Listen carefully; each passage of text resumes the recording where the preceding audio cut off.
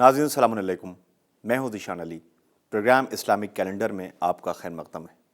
ناظرین، اس پروگرام میں ہم مہینوں کی اہم تاریخوں کے بارے میں بات کرتے ہیں۔ تو آج ہم یوسف آل محمد حضرت علی اکبر علیہ السلام کے بارے میں بات کریں گے، جو نواسۂ رسول حضرت امام حسین علیہ السلام کے فرزند ہیں، جن کے بارے میں روایتوں میں ملتا ہے کہ جب رسول خدا کی وفات ہو گئی تو حضرت امام حسین علیہ السلام اپنے نانا رسول خدا صلی اللہ علیہ وآلہ وسلم کی زیارت سے محروم ہو گئے، اور آپ اپنے نانا کی جدائی کے صدمے میں ہر وقت اداس رہتے تھے۔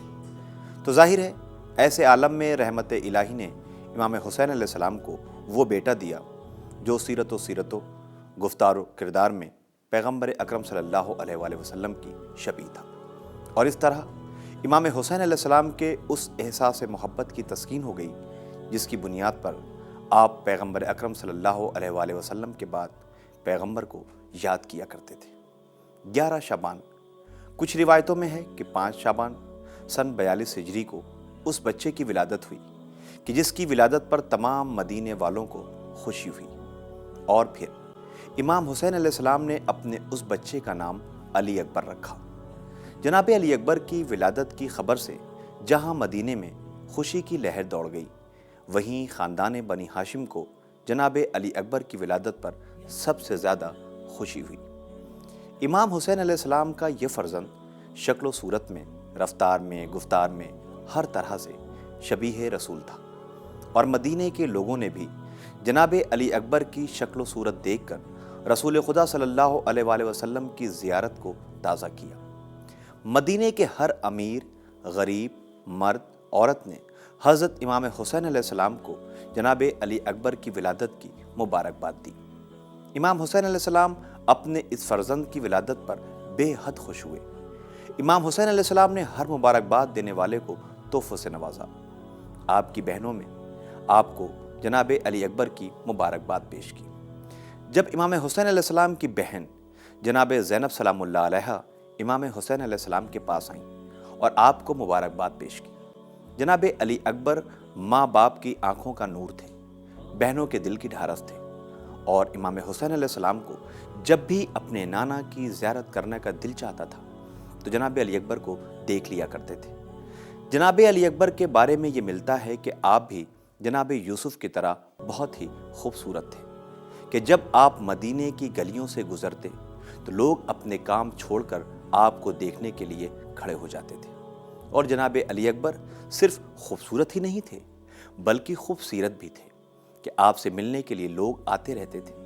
جناب علی اکبر بھی اپنے آباء و اجداد کی طرح سخی و کریم تھے۔ غریبوں اور ضرورت مندوں کی مدد کرنا، یتیم اور مسکینوں کا خیال رکھنا آپ کی عادت میں شامل تھا۔ بڑے مہمان نواز تھے۔ مہمان نوازی کا یہ عالم تھا کہ جناب علی اکبر گھر کے سب سے بلند حصے پر چراغ جلایا کرتے تھے تاکہ اگر کوئی بھی دور دراز کا مسافر ادھر سے گزرے تو روشنی دیکھ کر ادھر آ جائے اور آپ اس کی مہمان نوازی کریں اور اس کی مدد کریں۔ نوجوانوں کو جناب علی اکبر کی زندگی سے درس حاصل کرنا چاہیے کہ آپ نے اپنی زندگی میں وہ کارنامے انجام دیے جو رہتی دنیا تک مثال ہے۔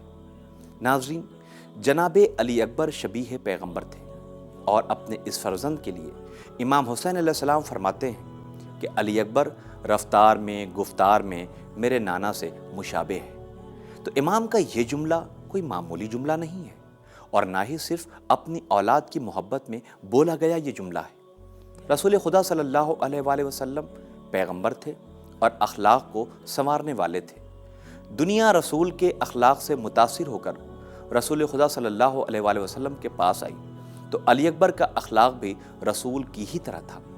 تبھی امام حسین علیہ السلام نے لفظ گفتار بھی استعمال کیا کہ علی اکبر رفتار میں، گفتار میں میرے نانا پیغمبر اکرم صلی اللہ علیہ وآلہ وسلم کی طرح ہیں۔ ناظرین، امام حسین علیہ السلام نے کربلا کے میدان میں جب حق و باطل کا معرکہ سامنے تھا تو اپنے اسلام اور قرآن کے دشمنوں کے خلاف اپنے اسی بیٹے یعنی جناب علی اکبر کو بھیجا۔ یہی نہیں بلکہ آپ کو اپنی پہلی قربانی کے طور پر بارگاہ خداوندی میں پیش بھی کیا، اور آسمان کے 3 طرف رخ کر کے آپ نے فرمایا، پروردگار تو گواہ ہے نا، اس ظالم قوم کے مقابل میں اپنے اس بیٹے کو بھیج رہا ہوں جو تیرے رسول کی شبیہ و تصویر ہے۔ ہم اہل بیت جبکہ تیرے نبی کی زیارت کے مشتاق ہوا کرتے تھے تو ہم اسے ہی دیکھ لیا کرتے تھے، لیکن آج تیرے دین کے لیے تیرے نبی کی اس خوبصورت تصویر کو تیری راہ میں قربان کر رہا ہوں، تو میری اس قربانی کو قبول فرما۔ ضرورت اس بات کی ہے کہ آج ہمارے جوان اور نوجوان علی اکبر کو اپنی زندگی کے لیے آئیڈیل اور نمونہ عمل بنائیں، لہٰذا نوجوانوں کو جناب علی اکبر کو اپنا آئیڈیل بنانا چاہیے اور ان کے اطوار و انداز پر غور کرنا چاہیے۔ اپنی بات چیت کو ایسا بنائیں کہ لوگ دور ہونے کے بجائے قریب ہو جائیں۔ ناظرین، جناب علی اکبر نے اپنی زندگی کے ہر پہلو کو اتنے بہترین طریقے سے نمایاں کیا ہے کہ اپنی زندگی میں آداب و اخلاق کا پیکر تھے اور عبادت گزار بھی تھے۔ آپ کی عبادت کا یہ عالم تھا کہ زیادہ تر آپ کی شب عبادت میں گزرتی تھی۔ آپ ایک شجاع انسان بھی تھے، فنون جنگ میں ماہر تھے، اور آپ نے یہ مہارت اپنے چچا ابوالفضل العباس سے سیکھی تھی، اور کربلا کے میدان میں اپنے جنگ کے جوہر دکھاتے ہوئے راہ اسلام اور قربان پر اپنی جان کو قربان کر دیا۔